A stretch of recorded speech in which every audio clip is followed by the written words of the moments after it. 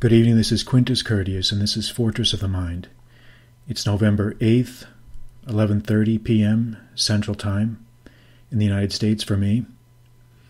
The networks have not yet officially called the election as I speak, but it's becoming more and more obvious that Trump has taken an almost insurmountable lead over Hillary Clinton and is almost certainly going to be elected the next president.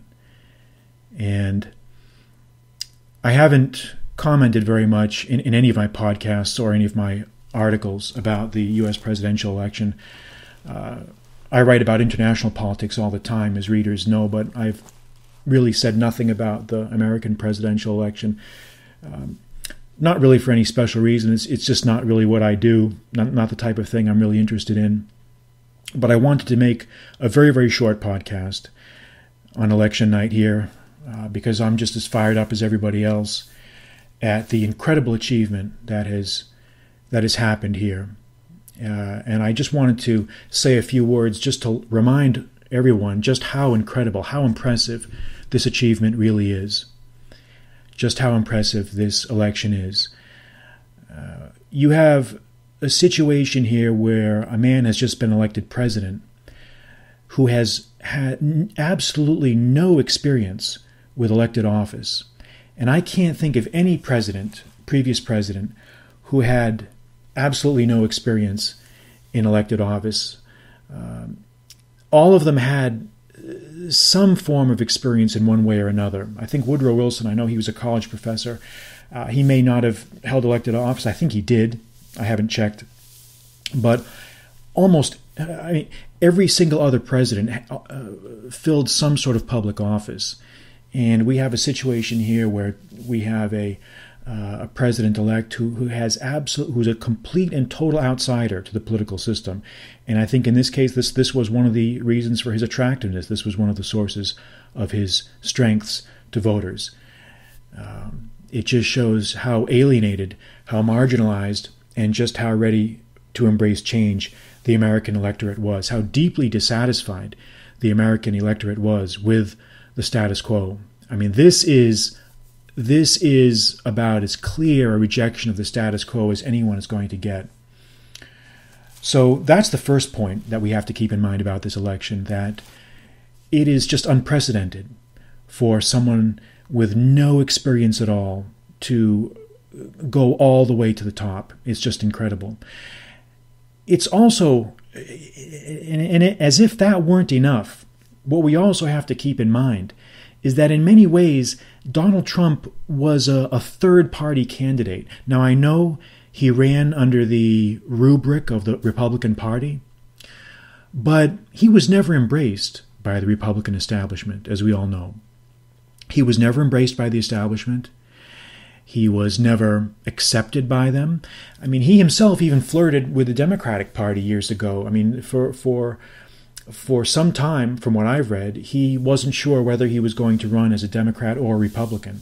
And I think he finally made his choice as a Republican because I think he believed that they shared more of his views. But I think you can make a credible argument that Donald Trump was more of a third-party candidate, a anti-establishment candidate, than he really was a regular party machine candidate. And that's obvious. This was an election of outsiders. Bernie Sanders came very close to defeating Hillary Clinton in the primaries. And the only reason he didn't was because of the rigged political system that they have, the rigged party system, the rigged delegate system. But it's just incredible. In many ways, I'm still in shock. I just can't believe it. And in some ways, it should restore our faith in the fact that despite all of the complaining and the raging that we do, at the end of the day, when people are dissatisfied, when people know that things are not going well, when people just simply cannot accept another 4 years of gridlock. Because if Clinton had been elected, that's what would have happened. We would have had 4 more years of nothing happening. We would have had a legislative establishment in Washington that essentially abdicated or simply gave up its responsibility to lead. They would have spent the whole time going after each other, fighting with each other, squabbling with each other, and neglecting their duty, abrogating their duty to lead. So where do we go from here? Well, the big challenge, I think, for Donald Trump is going to be, how does he translate this victory into actionable results on the ground? He's proven that he can wage an insurgent campaign. He's proven that he can be a master street fighter.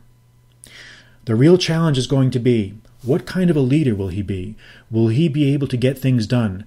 Will he be able to drive through reforms that are desperately needed to rebuild the fabric of the country, to restore the faith of the electorate in the institutions that exist, and to bind up the country's wounds, which have been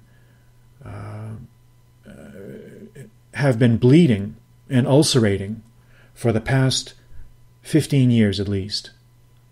The endless wars, the financial ruin, the collapse of many of the country's institutions that have been seriously degraded over the years. All of this needs to change. All of these things need to be reformed, and the challenge now will be to see just what this new president-elect can do. But for now, I think we just have to reflect on just what an incredible achievement this was for Donald Trump to come as a consummate outsider. Not only an outsider with no experience, an outsider who is not really even part of either party establishment, and to win this election. It's just incredible. And with that, I will let you get back to whatever you're doing. I'm Quintus Curtius. Good night.